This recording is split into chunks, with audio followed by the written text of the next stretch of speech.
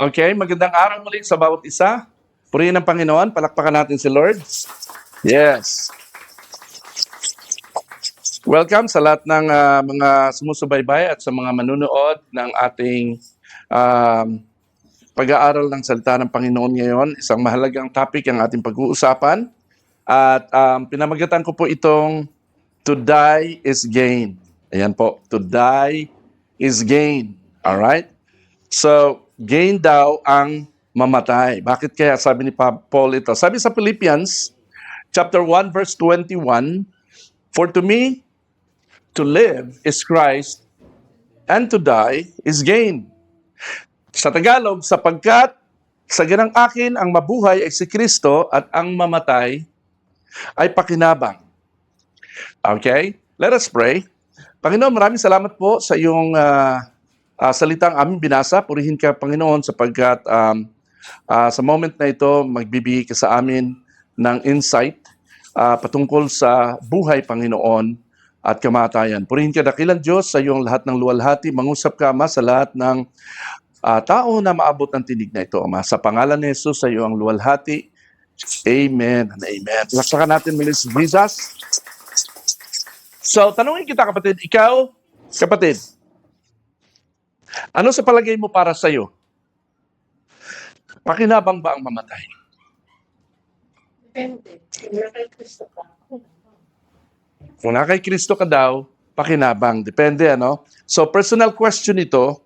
How could Paul say this statement, to die is gain? Paano niya nasabi ito? Alright?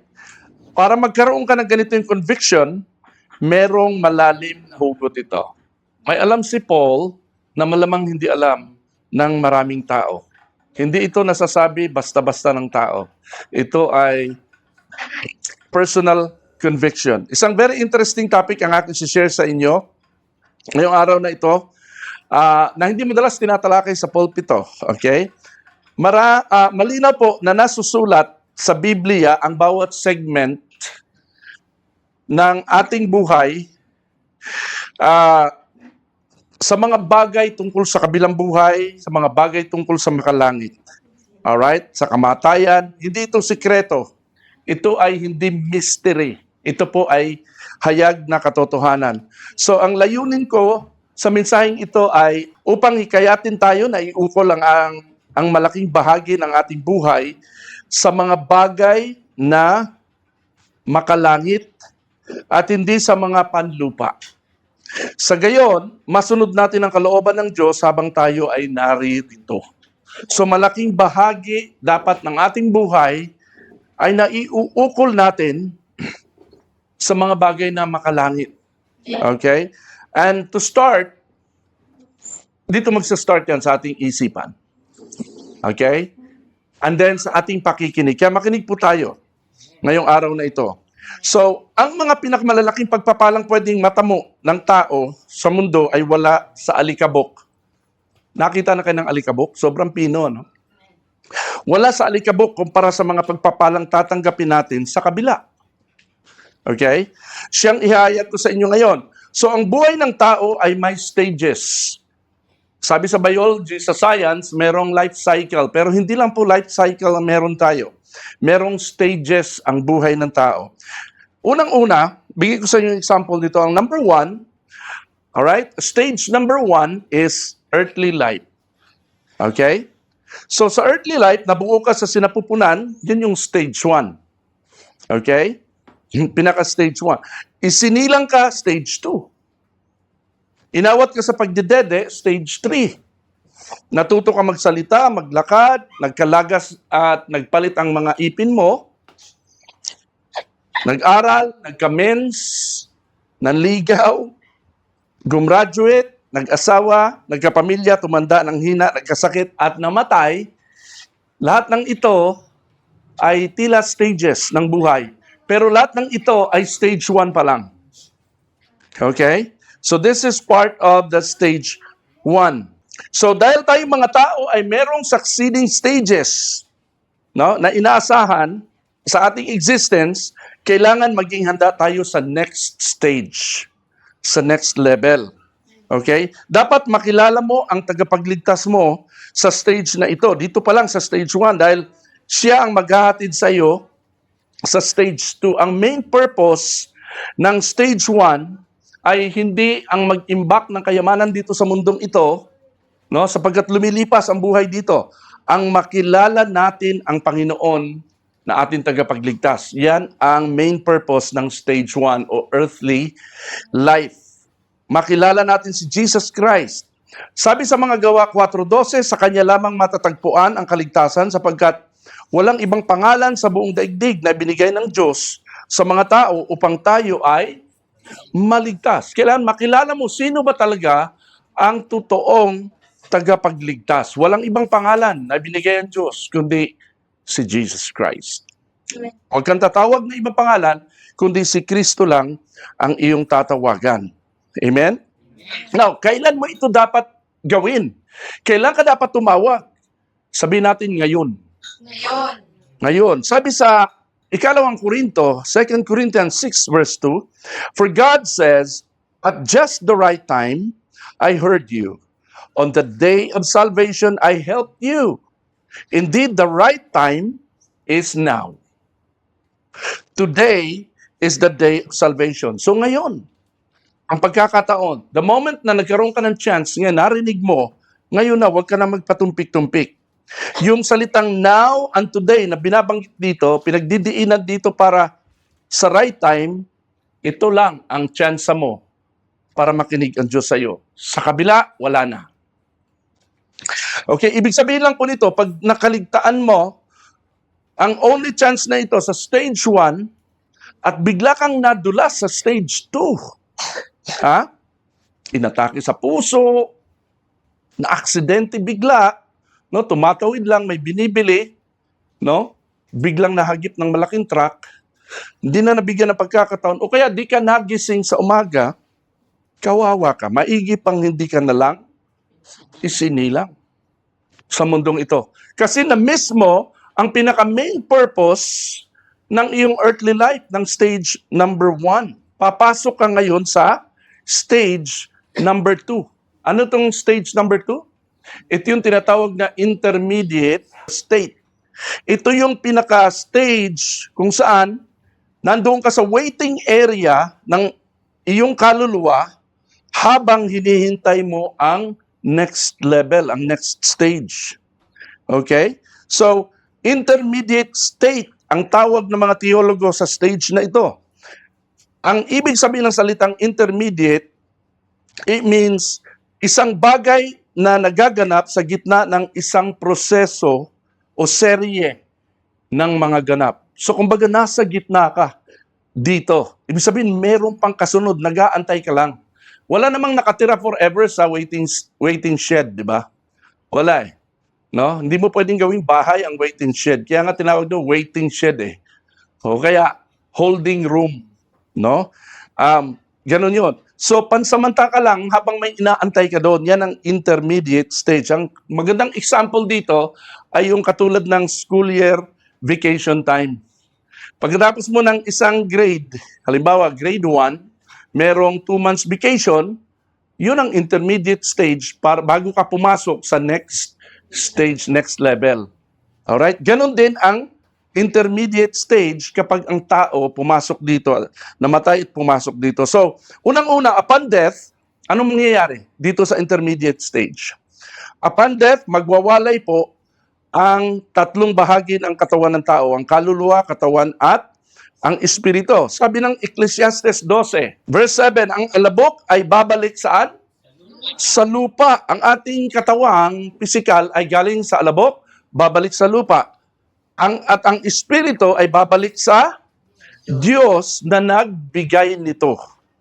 So, naghiwalay na yung dalawa. No? Pababa yung katawan, yung espiritu pabalik sa Diyos. Saan pupunta ang kaluluwa? Sabi ni Jesus sa magnanakaw na katabi niya sa krus na nakapako, today, you will be with me in paradise. So merong isang particular na place na pupuntahan ang kaluluwa ng isang tao. So yung tatlo, nagkanya-kanya. Alright? Yung tatlong bahagi ng tao. Alright, so ganun pala nangyayari sa intermediate stage. So, pansinin natin dalawang sinabi dyan, yung with me at yung paradise. Doon sa with me, aware kung sino ang kasama. With Aware ka ngayon kung sino ang kasama, no? At doon sa paradise, in paradise, aware ka kung saan ka nandoon. Ang paraiso po ay isang lugar na lubos na kaligayahan, kagandahan, kapayapaan, isang kapaligirang walang magiging alalahanin ka. Isang comfortable place. Amen po? Parang vacation getaway. Ganun po yan. So pag kamatay ng tao, hindi siya natutulog o tuluyang naglala sa sarili. Katawan lang ang patay, pero nagising ang kanyang diwa, ang kanyang kaluluwa, ang kanyang consciousness sa kanyang environment, sinong kasama niya, at ang pakiramdam niya sa kanyang sarili ay mas matalas pa kaysa pakiramdam niya nung nasa katawan pa siya. Tandaan natin yan. Ganun ang mangyayari doon. Alright? So, saan pupunta ngayon ang kaluluwa? Sabi diyan, you will be with me in paradise. So, kung ikaw ay kasama mo, na kay Kristo ka, dadalhin ka ni Kristo sa paraiso. Now, pag-usapan natin itong paraiso. Ang paraiso nung unang panahon, it is located underground. Tinatawag na place of the dead. Alright? It's located underground. Yun yung paradise. Diyan napupunta ang mga faithful. Yan. Ang faithful, diyan tumutuloy. Pero, yung unfaithful, sa Hades. Okay? Hades ang tamang term na ginamit sa Greek. No? Kasi yung salitang hell, yun ay English word na galing lang po sa mythology. Okay? So, ang mas appropriate na term ay Hades. Doon pupunta sa Hades ang unfaithful. Sa Old Testament kasi, hindi tinatawag na believers, unbelievers. Sa Old Testament, ang tawag, faithful at saka unfaithful. Alright? So, ito yung condition. So, meron dalawang compartment ang place of the dead which is located underground. Sa gitna ng compartment na ito, dalawang compartment na ito, ay nandoon ng abyss. Nasusulat ito sa 16, verse 26 ng Lucas. Alright? Ang sabi diyan, Lucas 16:26. Pakibasa ng malakas. Ready, go. May malaking bangin sa pagitan natin, kaya't ang mga naririto ay hindi makakapunta dyan, at ang mga naririto ay hindi makakapunta rito. Walang tawiran. Dahil sa may malaking bangin. Ang kaibahan ng abyss, in particular sa ibang mga bangin, ang abyss kasi walang paraan para sukatin ang lalim. Kaya ang sinasabi nila, ang abyss is bottomless pit. No? Walang hanggang lalim o lalim na hindi kayang sukatin. So walang makakatawid papunta doon, papunta rito. Yan ang sinasabi diyan. So yan ang delikado. Pag ikaw ay napunta na sa Hades, hindi ka na pwede, wala ka ng second chance. Alright, ganyan ang itsura niyan. Sinalarawan natin, may malaking bangin. Nandito ka sa paradise, hindi ka pwede makatawid doon. At yung mga taga doon, hindi pwedeng pumunta sa iyo. Message lang dyan, no more chance sa intermediate state. Amen? Now, ano nangyari? Noong AD 33 o 33 CE, ang paradise po ay na-decommission. Pag sinabing decommission, wala nang gamit. Tinanggalan na ng authority para tumanggap ng mga kaluluwa. Alright? So, nung si Jesus ay muling nabuhay, inalis niya ang paraiso sa ilalim ng lupa at inilipat po niya sa langit. Bit-bit ang mga Old Testament saints na nag-aantay sa kanya noon sa kanyang pagdating. Yung mga Old Testament saints na lagak doon, inantay si Jesus Christ. They were looking for the coming of the Messiah. Tayo naman ngayon, we are looking for the return of the Messiah. So, parehas tayo ng inaabangan. Alright? Ang magliligtas sa kanila, inantay nila, ang magliligtas sa atin sa katawang lupa na ito, sa buhay na ito, ay siya nating inaantay. Darating siya. Naniniwala kayo darating si Jesus? Amen. So, inalis niya ito noong 33 CE, 2,000 years ago. Ang sabi sa Efeso 4:8 hanggang 10, nang umakyat siya sa kalangitan, nagdala siya ng maraming bihag at nagbigay ng mga kaloob sa mga tao. Okay? Ang ibig sabihin niyan ay bumaba muna siya sa kailalimang bahagi ng lupa. Ang bumaba ay siya rin namang umakyat sa kaitaasan ng kalangitan. Yan. So, ito yung natatanging verse na nagpapakita ng senaryo sa mga namatay. Ano nangyari sa paglilipat? Nagkaroon ng repatriation. Okay? Transport sila sa ibang lugar. So ngayon, mula noong AD 33, 2,000 years ago, bakante na ang paraiso na yan. Ayan, no? Vacant na siya, wala nang laman yan, hindi na yan tumatanggap ng tao, decommission. Ang napupuno o dumadami ang tao ay sa Hades na lang. So, ang mga mananampalataya, ang pinaka-intermediate stage nila ay sa heaven, kasama si Jesus. Ang mga unbelievers ay pupunta sa, mga unredeemed, pupunta pa rin sa lumang Hades. Amen? So ngayon, nasaan si Jesus? Nasa langit. Sabi kasi sa Hebreo 1:3, pagkatapos niyang linisin tayo sa ating mga kasalanan, siya'y umupo sa kanan ng makapangyarihan doon sa langit. So, nandoon siya sa langit ngayon. Ito ang dahilan kung bakit si Esteban, nung siya'y namatay, tinanggap siya ng Panginoon sa heaven. Bumukas ang langit at nakita niya ang Panginoon katabi ng Diyos at sinabi niya, Panginoong Hesus, tanggapin mo po ang aking espiritu. So nung namatay, ang kauna-unahang pumunta sa paradise, in heaven, not in the place of the dead, ay si Stephen, si Esteban. Okay, yung evangelist na pinatay ni Saul. Now, ito naman si Saul, later na-convert. At ang kanyang pangalan ay naging si Pablo, si Paul. Sabi ni Paul sa 2 Corinthians 5:8, and we would rather be away from these earthly bodies, for then we will be at home with the Lord. Claro? So, when you are away from your physical body, you will be with the Lord. So, where's the Lord? Right now, in heaven. Yun na yung paradise mo. So, may mga nagtuturo kasi na hindi ganon. Natutulog lang daw ang kaluluwa. Hindi po natutulog ang kaluluwa o ang tao pag namatay. No? Nag-aantay lang daw. May mga nagtuturo din na wala pa daw tao sa hell. Okay? Hindi daw totoo yung may tao sa hell. So, ito yung biblical settings ang pinapaliwanag natin. Therefore, mula noon, ang intermediate state ng mananampalataya ay sa langit na kasama si Jesus. Amen? So, punta tayo sa stage number 3. Ang pinaka-aantay ng mga nasa waiting area sa intermediate stage. This will certainly happen at the return of the Lord Jesus Christ on earth. Resurrection of the dead has 2 batches. May dalawang batch. Ang resurrection of the dead. Batch number 1, sa pagbabalik ni Kristo, ang kukunin lang doon at ang bubuhayin lang na muli ay mga mananampalataya. Sa batch 2, ang kukunin ay mga unbelievers pero later after 1,000 years pa.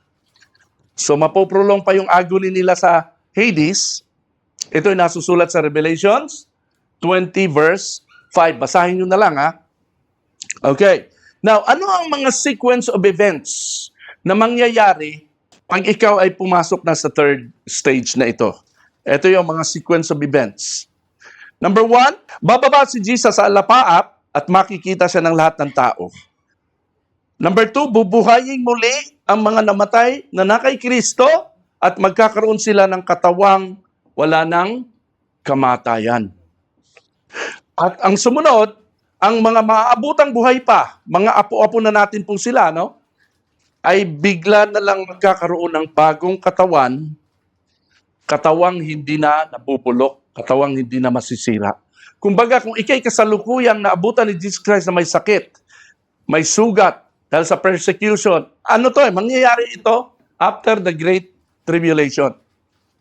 Ikaw ay kung ano, ba't biglang nawala yung sakit ko? Ba't bigla akong gumaling? At gumanda ang pakiramdam mo. At parang bumata ka. No? Kasi bigla ka nagkaroon ng glorified body. Pinalitan yung physicality mo. No? Binigyan ka ng glorified body. Ito yung mangyayari. Tapos panghuli, ang lahat ng ito, ang maaabutan ng Panginoon sa day na ito of resurrection, na pinalitan ng katawan, both buhay at ang mga patay, ay aagawin. Sabihin natin, aagawin. Aagawin. Kung ikaw ba nang agaw, dahan-dahan? Mabilis. Yan ang term na ginamit sa Bible, aagawin, ang translation sa Tagalog, translated in Latin, no? And then, from Latin to English, rapture. Ito na yon. Ang aagawin o caught up ay rapture.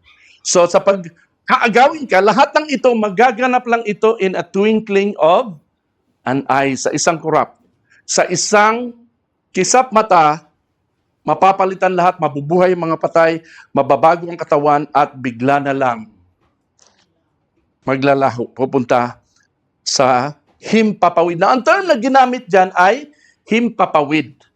Bakit himpapawid? May mga nagsasabi, nagtuturo, na ang rapture daw, o pagsalubong kay Jesus Christ sa kanyang pagbabalik, ay hindi literal na ikaw ay hihigupin pa itaas sa langit, tulad na nakita natin sa mga paintings at mga picture.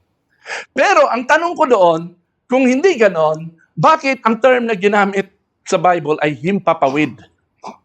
Literal na ere. Ang himpapawid kasi nasa gitna ng cosmic heaven at saka lupa. Ere. At may ulap pang binabanggit. May alapaap. We will meet the Lord in the air. So literal ito. Naniniwala ako na ito ay literal na pagsalubong. Amen po ba? Do you believe so? Ito pong mga taong ito na aabutan ng return ni Jesus Christ, no? Ito po yung mga remnants of the Great Tribulation.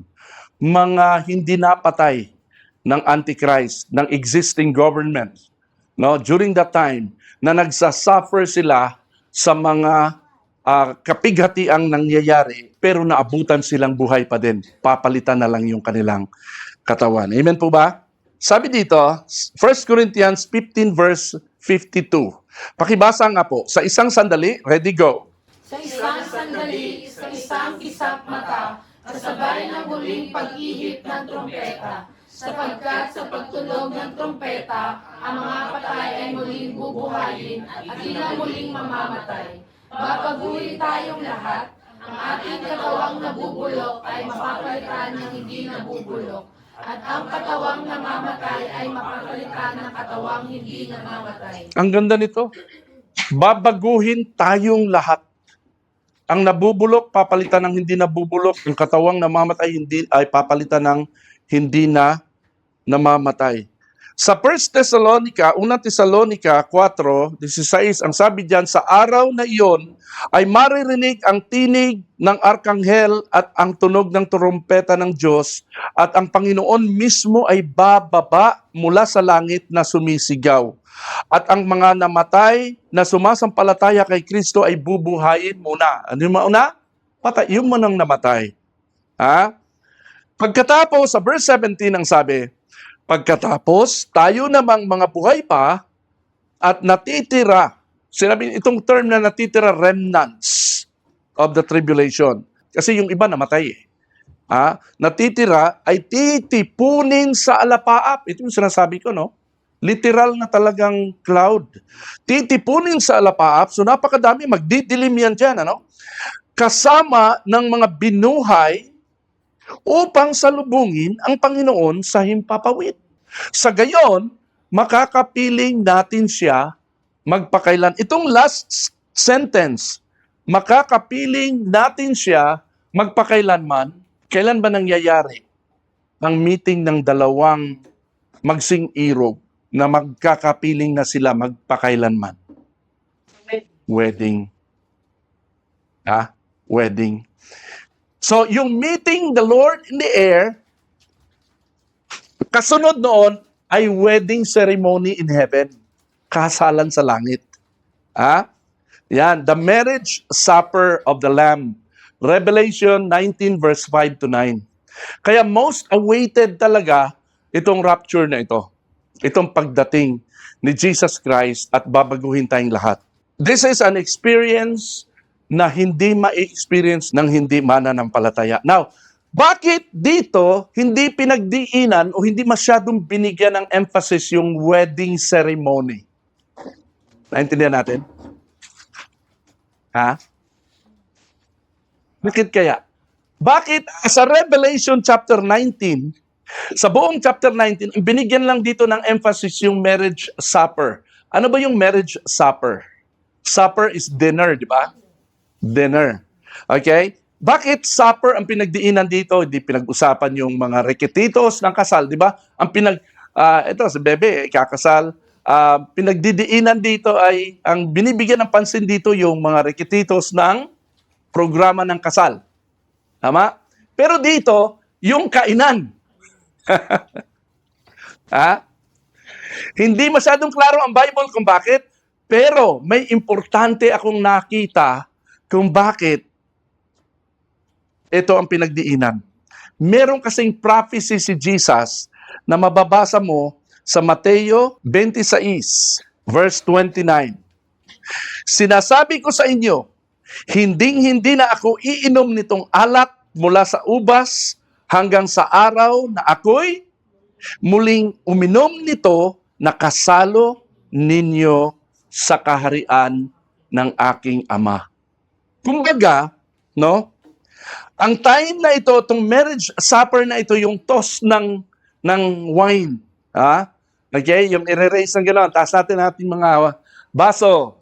Yung toast, yun ang pinakaantay. Ibig sabihin, the Lord is looking forward, waiting for this to happen. Amen?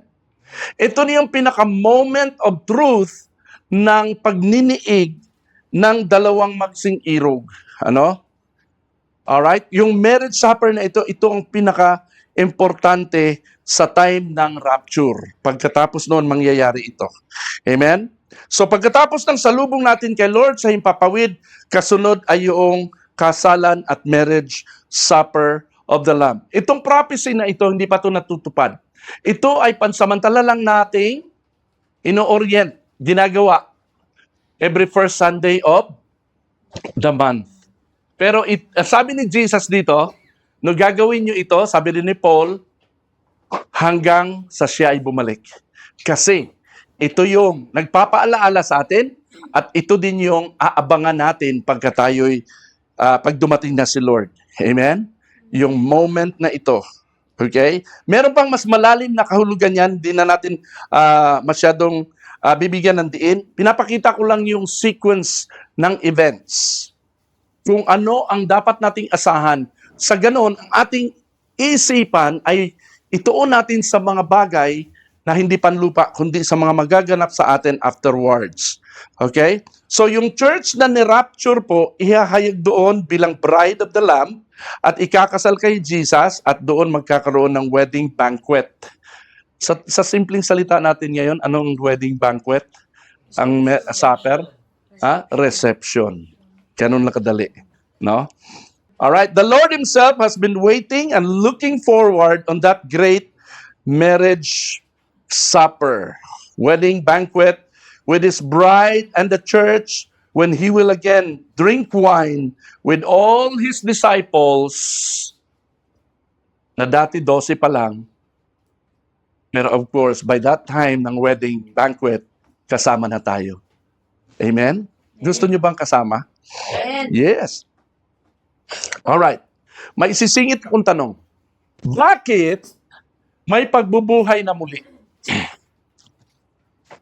sa Resurrection Day? Bakit kailangang mabuhay muli ang mga patay?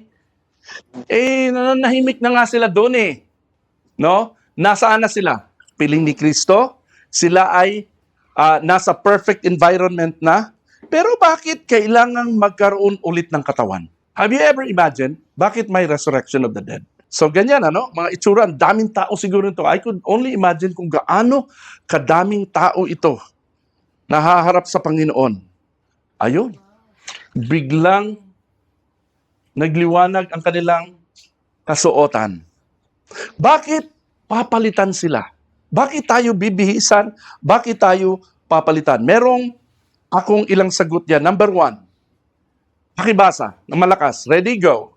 God is not God of the dead, but of the living. Mark chapter 12 verse 27. Ang Diyos ay hindi Diyos ng mga patay, kundi ng mga buhay.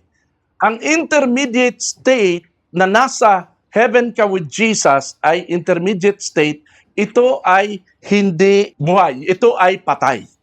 Ito ay state ng mga patay. Intermediate state is not the kingdom of God. Alright?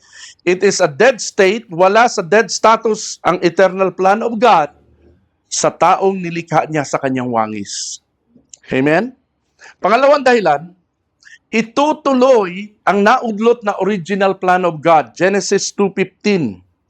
Inilagay ng Panginoong Yahweh ang tao sa halamanan ng Eden upang ito'y pagyamanin at pangalagaan. So, ang naudlot na plano ng Diyos kung ba't niya nilikha ang tao ay yung pagyamanin at pangalagaan ang kanyang creation. Ang creation ni Lord sa buong mundo, ang Garden of Eden at lahat ng yan, ang sky, etc., ang mga hayop, mga halaman, ito ay prototype lamang at ang mga ngalaga nito, ang magpapaganda nito lalo ay ang kanyang mga taong nilikha sa kanyang wangis. Si Adan at Eva na naudlot dahil sa pagpasok ng kasalanan. Dahil kay Satan. Napunta sa state of curse ng tao. Ang salitang pagyamanin at pangalagaan ay work. So we were created by God to work His creation. Naintindihan natin? So merong work. Now, ang work at saka toil ay magkaiba. Ang ibig sabihin ng work ay fun and progress. Pero napunta tayo sa curse, kaya yung work ay naging toil. Ang ibig sabihin ng toil ay ano? Fatigue and stress.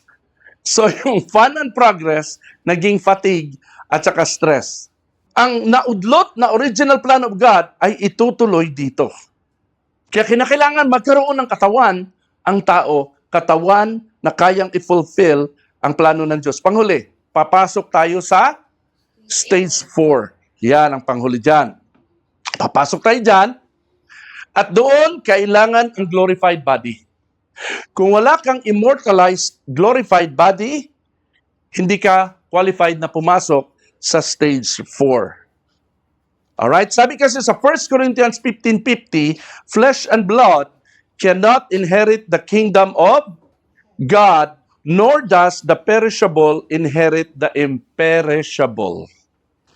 Kinakailangan magkaroon ka ng immortal physicality. Alright. So, ano itong stage number 4? Pasok tayo dyan.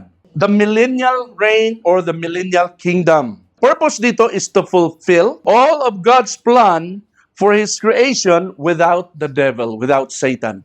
So, dito sa millennial reign, kaya millennium, ang tawag dito millennial, kasi 1,000 years ito. Ang period na ito ay magsisimula immediately after the wedding in heaven. Isang malaking hukbo tayong bababa sa lupa kasama si Jesus at ang mga anghel niya upang lipulin ang lahat ng kaaway at linisin sa kasamaan ang mundong ito. Sino yung mga nandito? During that time, that was the Great Tribulation. Sinong nandyan? Dalawang leader ng tribulation, Antichrist at saka false prophet. Okay? Ang false prophet ang bumubuo, nagsisimbolize ng lahat ng religion sa buong mundo. Alright? Ang dalawang ito ay itatapon, ibubulid sa lawang apoy. Sila yung unang dalawang nilalang na pupunta, makakatikim sa dagat-dagatang apoy. Ito yung mababasa natin sa Revelation chapter 19, verse 11 to 21. Now, pag-usapan natin ano ba ang purpose ng millennial kingdom? Bakit merong limited time? Bakit merong 1,000 years? Bakit 1,000 years lang? Bakit hindi na lang ginawang forever? Ang sagot ay ganito, hindi pa tapos ang purpose ni Lord kay Satan. Hindi pa tapos ang panahon ni Satanas. Siya ay ikinulong lang muna, pasaway ka ha dito, ilak ka muna dito. Nilak muna siya. Para magawa niya ng Diyos ang matagal nang naudlot na plano at wala nang pasaway. Alright? At binigyan na ng capacity to do and fulfill God's plan ang mga nakay Kristo. So number 1, na purpose ng millennial reign para ganapin ang paghahari ni Jesus Christ. Nung si Jesus Christ pumunta dito sa lupa, sinalaula lang nila. No? Tinatawag nilang king si Jesus, King of the Jews, pero sinukso ka ng koronang tinik. This time, totoong hari na. Sabi sa pahayag 19, sa kanyang kasuotan at sa kanyang hita ay nakasulat, hari ng mga hari at Panginoon ng mga Panginoon. King of Kings. Dito magaganap yon. No? Wala nang masama sa earth. Alright? Nilinis na. At this will be the kingdom of God. Now, every time, look at me, every time na si Jesus nagbabanggit sa Matthew, Mark, Luke, and John, ng kingdom of heaven, kingdom of God, ito yun, millennial reign. Gantimpalaan ng pamumuno ang mga banal. So, lahat ng mga mananampalataya ay bigyan ng reward. Anong reward? Pamumuno. Okay? So sabi sa pahayag 20, mapalad at banal ang mga kabilang sa unang muling pagkabuhay, doon sa first resurrection, first batch. Sila'y magiging mga pari ng Diyos at ni Kristo at maghahari silang kasama niya sa loob ng 1,000 taon. Pangatlo, para tuparin ang mandato ng paghahari ng tao. Hindi kasi matupad-tupad yan eh. Sabi sa pahayag 5Gs, ginawa mo silang isang lahing maharlika at mga pari na itinalaga upang maglingkod sa ating Diyos at sila'y maghahari sa lupa. Saan daw? Sa lupa. Ito yung sinasabi ni Jesus Christ sa Matthew chapter 5, doon sa mga blessed beatitudes, no? That the peacemakers will inherit the earth. Yan. So, now, dito, bakit hindi sa heaven, sa lupa? Kasi ito yung time na yon matutupad. Maghahari tayo. Now, dito, hindi tayo makapaghari. No? Kasi ang naghahari sa panahon ngayon ay ang kasamaan, ang kadiliman. Pero dito, matutupad na ang mga hindi natupad na pangarap ng mga mananampalataya. Pang-apat, ibalik sa dati ang sanlilikha. Ang buong creation, ibabalik sa dating anyo. No? Paggagandahin ito, maninirahan ang lobo kasama ng kordero, tupa. Lobo is wolf.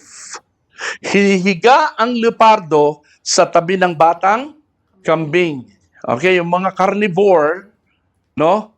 They will be good na. Hindi na sila mga ngain o mga ngagat, no? Kita niyo yung picture diyan, no? Okay na sila. Ganito ang creation ni Lord noon. Before the flood, before the ruining of the earth, ang mga hayop ay hindi kumakain ng tao. No? Walang carnivore noon. Only after. Yan, ano? So, anong next? Number 5, tuparin ang mga covenants sa Israel. May mga covenant kasi si Lord sa Israel na hindi pa natutupad. Halimbawa, yung sinabi diyan sa Roma 11:26, at sa gayon, ang buong Israel ay maliligtas. Alam niyo, malabong mangyari yun ngayon kasi hanggang ngayon, ang Israel ay hindi naniniwala kay Jesus Christ. Dito lang ito mangyayari sa pamamagitan ng mga remnants, yung maiiwan, matitirang buhay sa Great Tribulation. Alright? Ang 6, sakdal na pamamahala. sakdal na pamahalaan, merong justice and righteousness. Sa panahon ngayon, walang justice and righteousness. Alright? Sabi diyan, patuloy na lalawak ang kanyang pamamahala at ang kapayapaan ay walang hanggan. Paiiralin niya ang katarungan at katuwiran mula ngayon at magpakailan man. Pangpito, global worship na nakasentro sa Jerusalem. Sabi ni Zacarias, sabi diyan sa Zechariah 14:16, ang lahat ng nalabi o remnants, mga naiwan, sa mga bansa ay pupunta taon-taon upang sumamba sa hari. Ito ay prophecy na mangyayari lang sa panahong ito. So ito yung pinaka-purpose ng millennial kingdom, no? Kung bakit merong 1,000 years pansamantala. Bakit pansamantala? Kasi ito ay earthly living. Walang pinagkaiba ito halos sa kasalukuyang kondisyon ng buhay. Merong work, merong mga activities, hindi puro worship doon. Hindi puro pray doon, no? So, buhay ulit, no? Parang ni-restore lang ng Panginoon ang buhay. Sa panahong ito, iisa na lang ang pananampalataya ng tao. Wala nang iba't ibang relihiyon. Iisang Panginoon na lang sinasambat pinaglilingkuran ng buong mundo. Kasi lahat ng tao doon ay puro hinirang na. Wala na si Satanas. It will be a perfect environment. There will be no sin during this time. Wala nang kasalanan. Wala nang masama. Amen? Gusto nyo ba yon? So, kumbaga, let's look forward sa panahong ito ng ating buhay na hindi na magaganap sa kasalukuyang buhay. Doon lang. Kung hindi mo naranasan ang maging successful, maging prosperous, no? Puro hirap na lang naranasan mo, sakit sa katawan, sakit, sama ng loob sa pamilya, no? Sa lahat na lang, habang naglilingkod ka sa Panginoon, maging matibay at matyaga ka lang sapagkat nag-aantay sa iyo doon ang biyaya at pagpapala ng Panginoon na hindi mo pwedeng maranasan dito. Alam niyo yung salitang, seek first the kingdom of God? Sa atin, masyadong mababaw ang basa natin doon eh. Kala natin, ang sa kanila, pag maglilingkod ka sa Panginoon, lahat ng needs mo ibibigay na lang ni Lord. Iba po ang pananaw ko dyan. Ang totoong ibig sabihin yan, pag naglilingkod ka sa Panginoon, kasi yung iba mga tao tuloy-tuloy ang paglilingkod sa Panginoon hanggang namatay, hindi nila naranasan ang blessing na hinahangad nila. Hindi nila naranasan ang kagalingan, namatay na lang sila. Hindi nila naranasan ang mga pangarap nila sa buhay, namatay na lang sila. Pero faithful sila sa paglilingkod sa Panginoon, sa pagsuporta sa ministry, financially, faithful sila sa lahat ng bagay, pero hindi nila naranasan ito materially and physically. Alam nyo, yung sinabing, seek first the kingdom of God, and all these things will be added unto you. Everybody say all. Pag sinabing all, lahat yun. Walang ititira, walang hindi ibibigay sa iyo. Dito lang ito mangyayari. Sa millennial reign, pag nandoon ka na. Amen? Kaya sabi ni Jesus sa the same chapter, sa the same context, huwag kayong mag-impok ng kayamanan dito sa lupa kung saan may mga magnanakaw at nabubulok na may mga tanga. No? Mag-impok kayo ng kayamanan doon sa langit. By seeking first the kingdom of God, and all these things will just be added to you later. Amen? Rewarding day. Everybody say rewarding day. Rewarding day. Sino yung mas nire-reward? Hindi ba yung performer?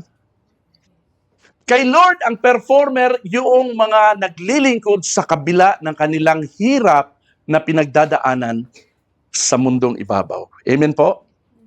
So, matapos nating banggitin lahat ng itong 7.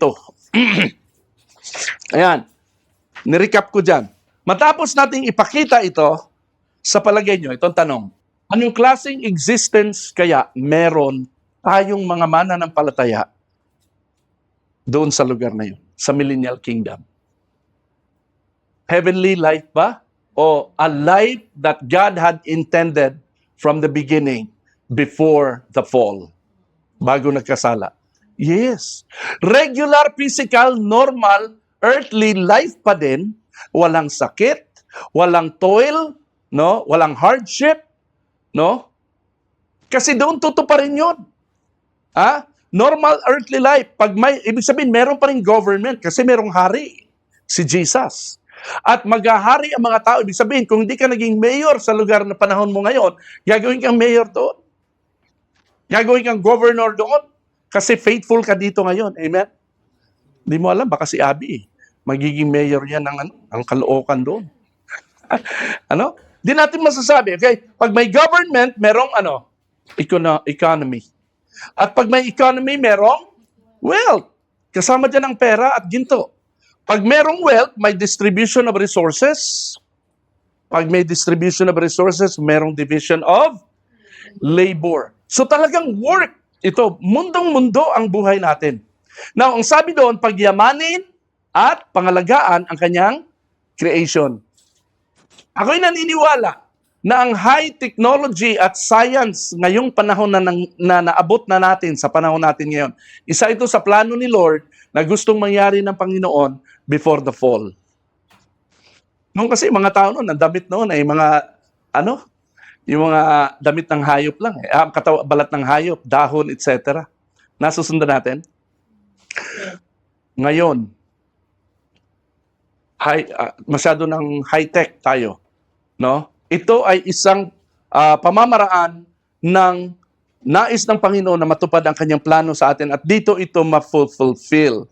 So, maraming work, hindi ito idle and monotonous eternal life na puro pray, puro worship lang ang gagawin. Hindi po. Regular earthly life.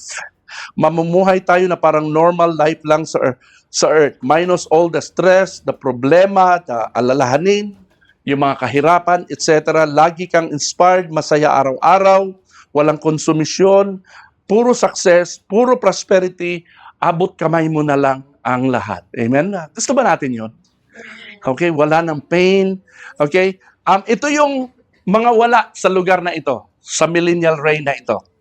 No crime, no danger, no accidents, no illnesses, no hospitals, no laws, no police, wala ng jail, wala ng poverty, wala ng religions, lahat ng ito. Alam niyo, pag wala si Satan, lahat naman ng ito, mga pakanaling Satan.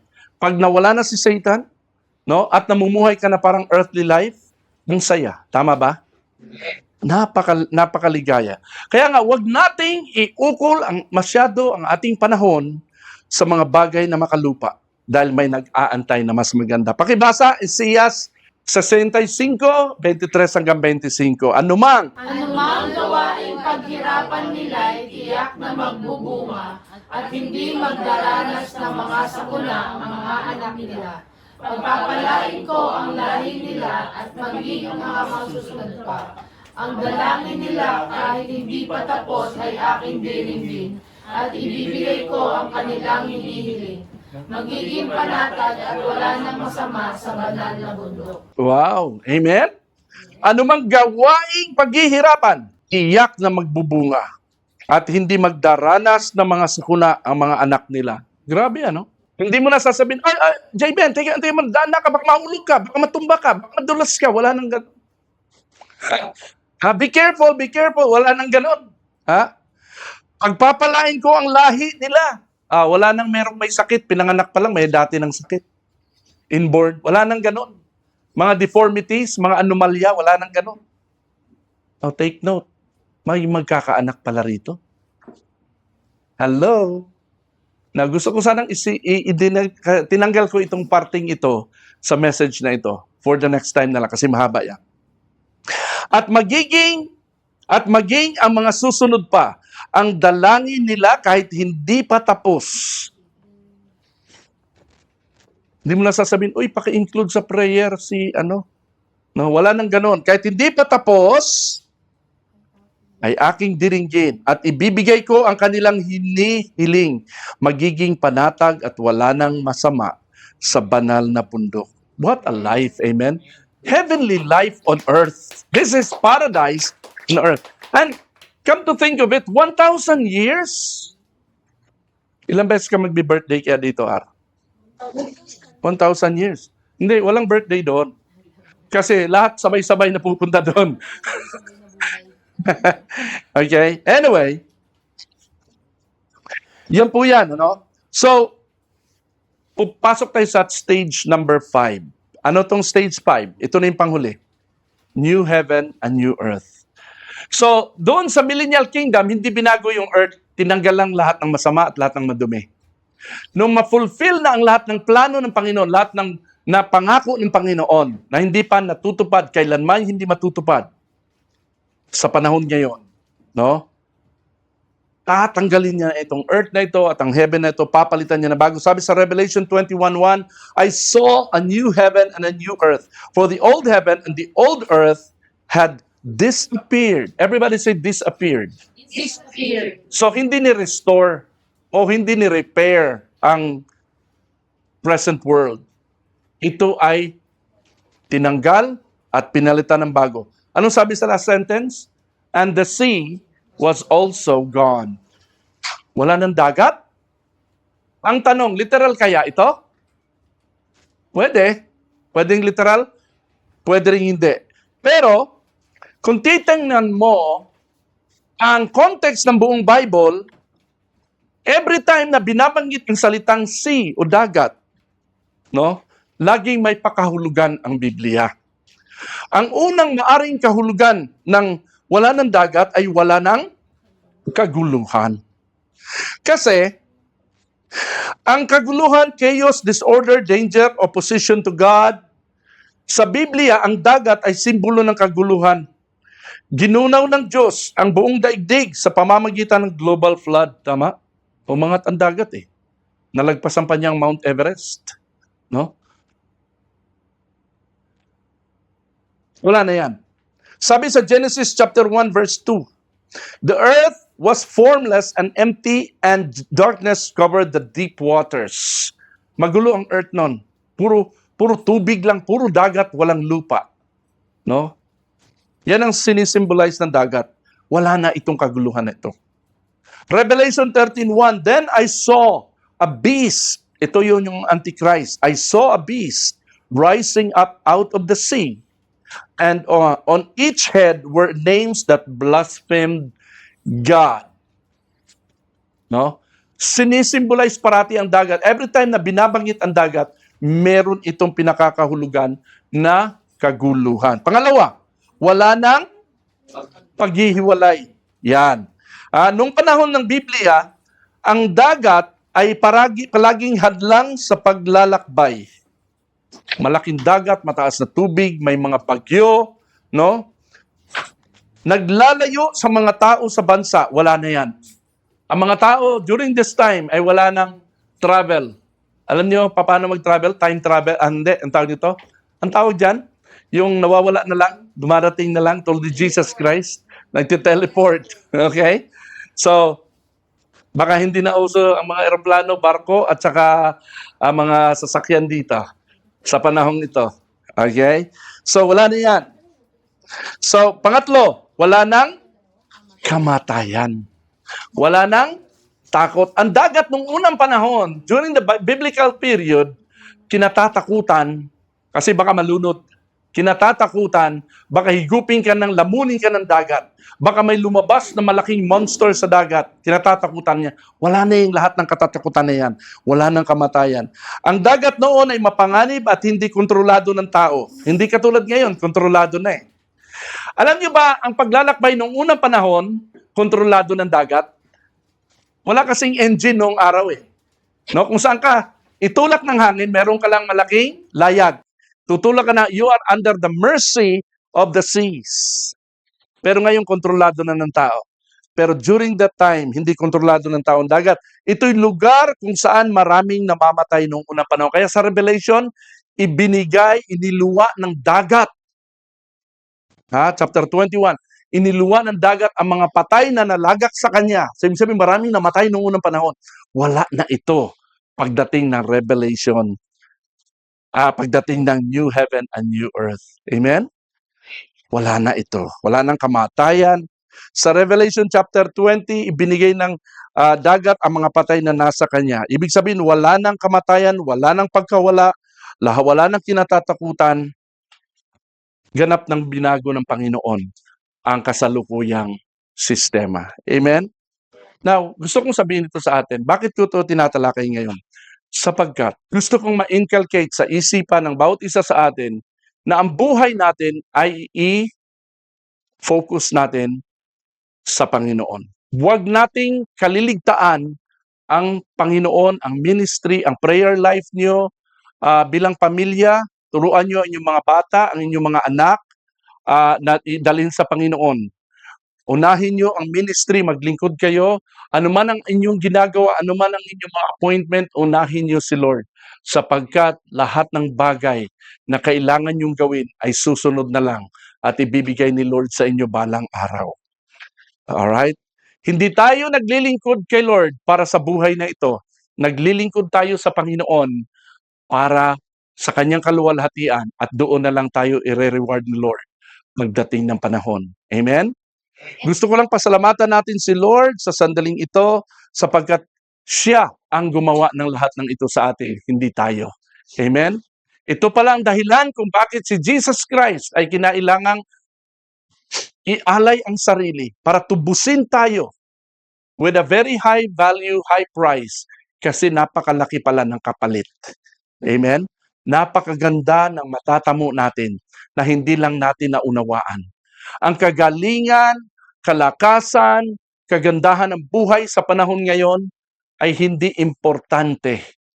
Ang importante, ang mahalaga ay walang iba kundi ang buhay sa kabila. Kaya sabi ni Paul, "For me, to live is Christ, and to die is gain." Living in Christ may not be gain. Kasi puro palabas ka. Ang buhay mo, we are wasting our life away, no? For the Lord.